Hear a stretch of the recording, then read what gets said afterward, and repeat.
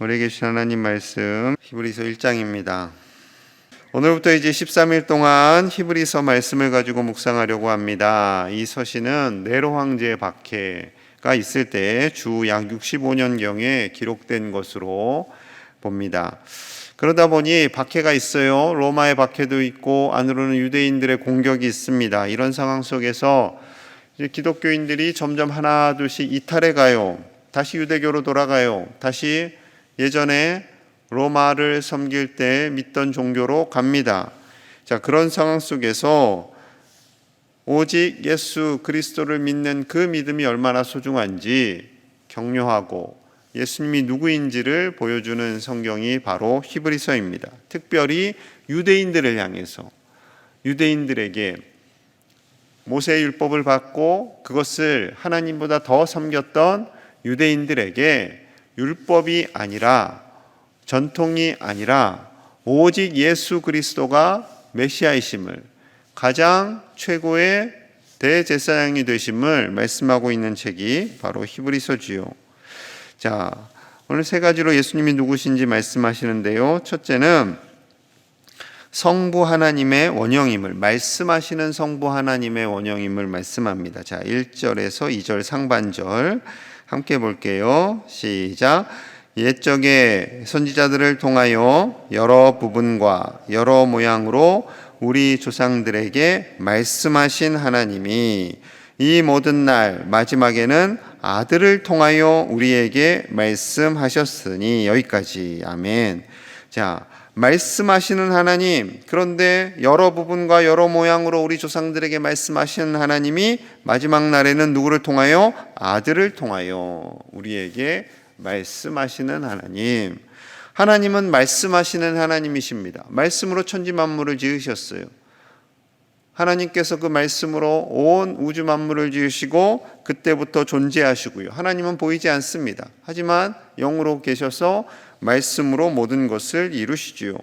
그래서 창세기 1장 3절에 보면 하나님이 이르시되 빛이 있으라 하시니 빛이 있었고, 이제 이것이 첫 창조예요. 창세기 1장 3절. 빛을 처음으로 만드실 때 말씀으로 하시는 거죠. 빛이 있으라 하시니 빛이 있습니다. 이것이 삼위일체 하나님의 첫 창조 사역이었고요. 그 창조 사역을 이루시고 말씀하시는 하나님께서 하나님의 사람들을 세우셔서 말씀을 하십니다. 물론 직접 음성을 들려주시기도 하세요. 그런데 하나님의 사람에게 감동을 주시고 깨닫게 하셔서 그 말씀을 이스라엘 백성들에게 또한 이방 백성들에게 전하게 하시는 거죠. 그래서 하나님께서는 아담, 에녹, 노아, 아브라함, 모세, 엘리야, 이사야, 하나님의 사람들을 세우셔서 말씀을 하시는 거죠. 이렇게 말씀하심으로 말미암아 구약성경이 기록된 거예요. 구약성경이 하나님의 계획을 따라서 구약성경이 먼저 기록이 됩니다. 구약성경을 주신 목적이 있겠지요. 하나님이 천지를 창조하셨고 하나님께서 이스라엘 백성들을 제사장 나라 삼으셨고 하나님께서 우리 인생의 주인이 되심을 깨닫게 하십니다. 그런데 가장 궁극적인 구약성경의 목적은 누구라고 했죠? 예수 그리스도. 오직 예수 그리스도를 향하고 있습니다. 구약성경은 예수님을 보여주는, 오실 메시아를 보여주는 책이 바로 구약성경이죠. 그리고 예수님이 오셨어요. 그리고 예수님이 오신 다음에 이렇게 말씀하세요. 요한복음 5장 39절이에요. 너희가 성경에서 영생을 얻는 줄 생각하고 성경을 연구하거니와, 여기서 성경 구약성경입니다. 이 성경이 곧 내게 대하여 증언하는 것이니라. 이 성경이, 성경이란 단어를 무려 3번이나 썼어요. 이 성경이 증언하는 것이 누구에 대해서요? 예수님에 대해서 증언하는 책이다라는 거죠. 그러니까 구약 성경을 읽으면서 단순히 율법에 빠지면 이거는 성경을 제대로 보는 게 아니에요. 구약 성경을 통해서 예수님을 봐야 돼요. 오실 메시아를 봐야 돼요. 그런데 유대인들은 율법에 집중을 했어요. 율법에. 창세기서부터 말라기까지 이 성경을 주신 목적은 오실 메시아를 주는 책이다라는 것에 집중을 하지 않고 하나님보다 율법을 더 섬겼어요. 많은 율례들을 더 만들었어요. 많은 전통을 더 만들었어요. 그래서 그 율법을 지키면 구원을 받는다라고 착각을 했던 거죠. 그러니까 이것을 틀렸다라는 것을 예수님께서 오셔서 또 말씀으로 깨닫게 하시는 거죠. 그러니까 성경을 읽는 것은 너무나 중요합니다. 하나님의 말씀을 듣는 것은 너무나 중요해요. 하나님의 말씀 깨닫고 이해하고 그 말씀을 받아서 내가 알고 이해하고 순종으로 나아가는 것, 그 말씀을 늘 생각하는 것, 그 말씀이 성령님의 인도하심을 따라 내 안에 거하게 하는 것, 이것이 정말 중요한 것이죠. 그래서요, 성령님께서 오셨어요. 예수님의 제자들에게 오셨어요. 그 당시에 신약 성경이 없어요. 구약 성경만 있어요. 예수님 말씀하신 거 다 받아 적을 수도 없어요, 오늘날처럼. 그런데 성령님이 하시는 일이 뭐라고요? 말씀을 깨닫게 할 것이다. 생각나게 할 것이다. 아, 그때 예수님께서 하신 말씀이 이거였구나. 예수님께서 하신 말씀이 이거였어. 라는 것을 깨닫게 하시고 그들도 동일하게 전하게 하시는 그 성령님의 놀라운 은혜는 결국 예수님의 말씀, 그것이 가장 중요하다라는 거죠. 여러분, 말씀을 따라 사시는 저와 여러분들 되시기를 간절히 소망합니다. 그리고 말씀을 묵상하고 말씀을 내 것으로 받고 그 말씀이 내 인생의 온전한 지표가 되어서 어떠한 전통과 율례보다 어떠한 틀보다 가장 중요한 것이 바로 예수 그리스도, 그 말씀임을 깨닫는 오늘 한날이 되시기를 축복합니다. 자, 두 번째는 예수님은 바로 하나님의 형상이라는 거예요. 하나님의 형상. 자, 아까 읽었던 히브리서 2장 1장 2절 하반절에서 3절입니다. 자, 이 아들을부터 가요. 2절 제가 읽을게요. 이 아들을 만유의 상속자로 세우시고 또 그로 말미암아 모든 세계를 지으셨느니라. 3절 같이 봐요. 시작. 이는 하나님의 영광의 광채시요 그 본체의 형상이시라. 그의 능력의 말씀으로 만물을 붙드시며 죄를 정결하게 하는 일을 하시고 높은 곳에 계신 지극히 크신 이의 우편에 앉으셨느니라. 아멘. 온 만물을 지으신 함께 성부 하나님과 함께 지으신 예수님, 그분이 바로 하나님의 영광의 광채시요 본체의 형상이시라. 이게 단어가 좀 어려운데 쉽게 얘기하면 하나님의 형상이라는 거예요. 보이지 않는 하나님의 형상, 하나님의 아들이신 예수님은 메시아이시며 우리가 볼 수 없었던, 그토록 보고 싶었던 그 하나님의 형상이 바로 예수님이다라는 거죠. 그러니까 예수님을 묵상하면, 예수님을 생각하면, 예수님을 만나면 하나님을 본 것과 동일하다라는 거예요. 그러니 신약 성경을 주신 하나님께 얼마나 감사해요. 예수님이 어떻게 행동하셨고 어떤 말씀을 하셨고 무엇을 드셨고 그런 것들이 다 기록되어 있습니다. 그래서 예수님을 생각하고 묵상하면서 하나님을 볼 수 있는 거죠. 여러분들이 보는 액자 속에 계신 예수님 맞을까요? 틀릴까요?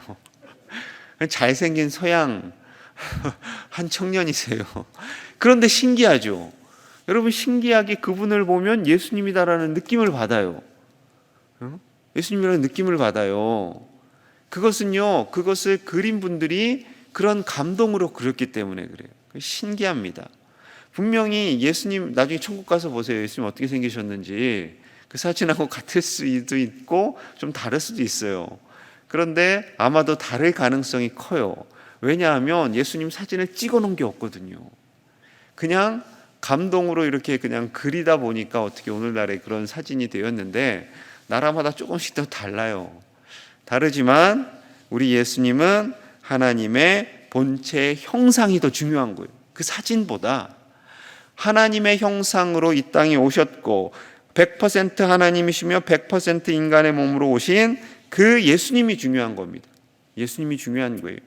그 예수님께서 우리를 위하여 십자가에 달려 죽으시고 우리를 살리시고 영원한 하나님의 나라로 인도하시는 그 예수님의 사명, 그 예수님의 본체, 그것이 중요한 거죠.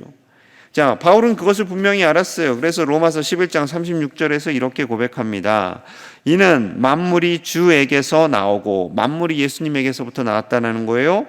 주로 말미암고, 예수님으로 말미암고, 주에게로 돌아감이라. 예수님으로 말미암아서 다시 예수님께로 우리가 돌아간다라는 겁니다. 그에게 영광이 세세 있을지어다. 아멘. 만물이 주님께로부터 예수님으로부터 시작되어서 우리는 예수님으로 인해서 거듭나고 다시 하나님의 나라 예수님께로 간다라는 것이지요. 여러분, 예수님이 이 땅에 오심이 얼마나 큰 기쁨이 되는지 모릅니다.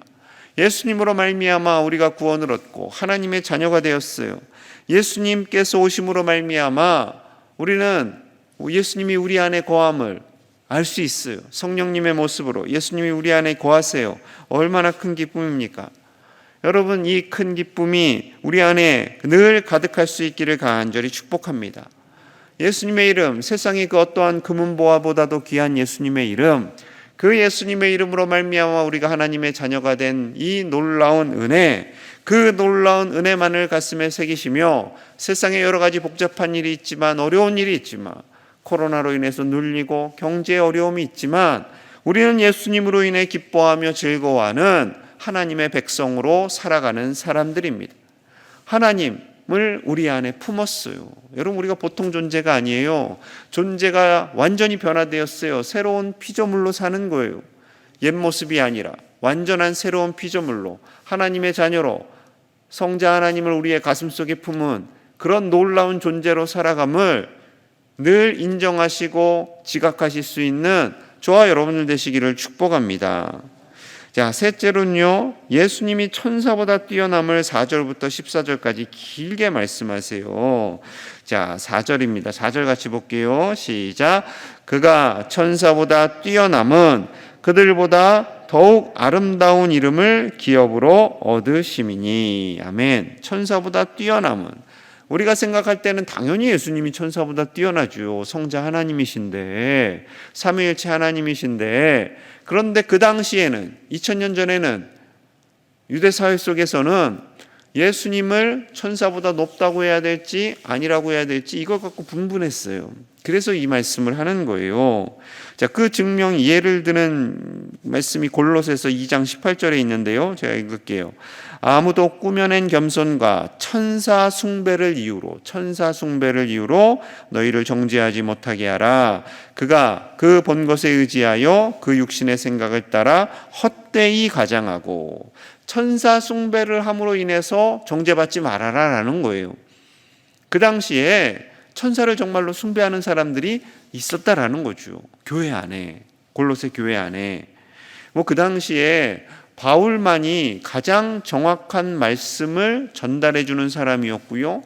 바울을 통해서 많은 사람들이 구약 성경을 깨닫게 되었고요. 바울 서신을 통해서 성경의 기초가 세워져 가는 중이지요. 그런데 그러다 보니까 아직 사람들이 예수님이 누구신지, 어떻게 예수님의 위치를 정해야 할지 헷갈려요. 그러다 보니 천사보다 높으신 분인지 천사보다 낮은 분이신지 이것을 정리해야만 했던 거죠. 당연히 예수님이 하나님의 아들이시고 삼위일체 하나님이신데 감히 무슨 천사와 비교를 하겠습니까? 천사는 피조물이죠. 자, 이를 근거로 이제 설명을 하는 거예요. 1장 5절 말씀 제가 읽을게요. 하나님께서 어느 때에 천사 중 누구에게 너는 내 아들이라 오늘 내가 너를 낳았다 하셨으며, 또 다시 나는 그에게 아버지가 되고 그는 내게 아들이 되리라 하셨느냐. 천사에게는 이런 말을 할 이유가 없다라는 거죠. 피조물이니까. 하나님은 오직 예수님에게만 이 말씀을 하시는 거예요. 너는 내 아들이라 내가 너를 낳았다. 내가 너의 아버지가 되고 너는 내 아들이 된다라는 거죠. 그러니 당연히 피조물인 천사는 감히 예수님과 비교할 수도 없다라는 겁니다. 자, 6절에도 그 말씀을 하세요. 6절입니다. 또 그가 맏아들을, 예수님이죠, 이끌어 세상에 다시 들어오게 하실 때 하나님의 모든 천사들은 그에게 경배할지어다 말씀하시며, 천사들을 향해서 예수님께 경배해라 라고 말씀하셨다라는 거죠. 그러니까 구약 성경만 잘 읽다 보면 천사를 숭배할 이유가 하나도 없어요. 천사들 앞에 두려워할 것이 하나도 없어요. 말씀만 잘 읽다 보면 이단으로 절대 빠질 리가 없어요. 말씀을 안 읽고 아유, 어느 목사님이 설교가 좋대, 어느 전도사님이 설교가 좋대 해서 솔깃하고 그 이야기를 듣다 보니까 엉뚱한 데로 빠지게 되는 거죠. 여러분 스스로 말씀을 읽고 묵상하고 이해할 수 있는 능력을 가지시기를 축복합니다. 이미 가졌어요. 성령님께서, 제 안에 있는 성령님과 여러분들 안에 있는 성령님은 동일하세요. 그냥 저는 공부를 조금 더 한 것일 뿐이고, 여러분들도 얼마든지 말씀을 묵상하고 이해하다 보면 그 말씀을 내게 주시는 말씀으로 하나씩 깨닫게 돼요. 말씀은 알고 목사님의 설교를 듣는 것과 말씀을 모르고 목사님의 설교를 듣는 것은요, 죄송합니다, 큰 차이가 나요. 큰 차이가 납니다. 여러분, 하나님의 말씀을 늘 읽고 묵상하실 수 있기를 축복합니다. 그래서요, 결론, 이 14절까지 쭉 천사에 대한 설명인데, 자, 천사가 어떠한 존재인지, 우리에게는 또 어떠한 존재로 다가오는지 14절에 이렇게 말씀하세요. 함께 봅니다. 시작. 모든 천사들은 섬기는 영으로서 구원받을 상속자들을 위하여 섬기라고 보내심이 아니냐. 자, 모든 천사들은 예외 없이 섬기는 영이에요. 누굴 섬겨요? 구원받을 상속자들, 우리죠. 우리를 섬기라고 보내신 하나님의 은혜의 대상들이에요. 그러니까 우리하고 천사하고 높다 낮다를 비교한다면 뭐하지만 그분들이 하여튼 우리를 섬겨요. 그러니까 어찌 보면 우리가 더 높은 것 같죠? 그럴 수밖에 없어요. 우리는 하나님의 아들이에요, 딸이에요? 하나님의 아들이에요, 딸이죠. 우리를 향해서 하나님이 너희는 나의 천사다 그러지 않았습니다. 우리를 향해서 하나님의 양자의 영을 주셔서 아들이요 딸이라고 하니까, 그럼 천사는 이렇게 서열상으로 좀 나누긴 좀 미안하지만 우리보다 조금 아래에 있는 것은 사실이에요. 우리를 섬기는 거니까. 우리는 아들이고 딸이니까. 그러니까 천사를 섬기면 돼요, 안 돼요? 안 되는 거죠. 우리가 아들이고 딸인데 무슨 천사를, 피조물을 섬겨요? 이건 말이 안 되는 겁니다. 여러분, 우리가 그만큼 존귀한 자들입니다. 여러분, 하나님께서 그냥 예의상 너는 아들이다, 딸이다 라고 말씀하시는 거 아니에요. 5절에 있었던 너는 내 아들이라 내가 너를 낳았다라는 말씀은 예수님을 향한 말씀인 동시에 누구를 향한 말씀? 우리를 향한 말씀이에요. 우리를. 산고의 고통을 가지고 우리를 낳으신 거예요. 그 고통을 가지고 우리를 낳으시고 존귀하다, 귀하다 말씀하시는 그 하나님, 그 하나님의 은혜, 그리고 우리를 살리기 위해서 예수님을 이 땅에 보내주신 그 하나님의 은혜, 그만큼 우리를 사랑하고 계시고 우리를 기대하고 계시고 우리를 건지시기를 원하시는 그 하나님의 놀라운 사랑이 오늘 하루를 살아가는 힘이요 원동력이 될 수 있기를 축복합니다. 오직 예수 그리스도만으로 구원을 얻고 그 예수님께서 우리에게 말씀하시고 그 예수님이 우리 안에 거하심을 확신하고 오늘 하루도 하나님의 아들로 딸로 당당하게 살아가시는 저와 여러분들 되시기를 간절히 축복합니다. 우리 함께 기도하겠습니다. 하나님께서 우리를 사랑하셔서 예수님을 이 땅에 보내십니다. 예수님에게 우리를 건지는 하나님의 희생제물로 보내십니다. 그만큼 우리를 사랑하시고 우리를 아들이라 딸이라 말씀하십니다. 이 모든 은혜는 오직 예수 그리스도, 성경의 핵심이신 예수 그리스도, 구약 성경의 핵심이신 예수님, 또한 신약 성경의 핵심이신 예수님께서 우리에게 말씀하십니다. 그 말씀을 가슴에 새기며 오늘 하루도 힘있게 살아가게 하여 주시옵소서. 예수님으로 인해 기뻐하며 즐거워하게 하여 주시옵소서.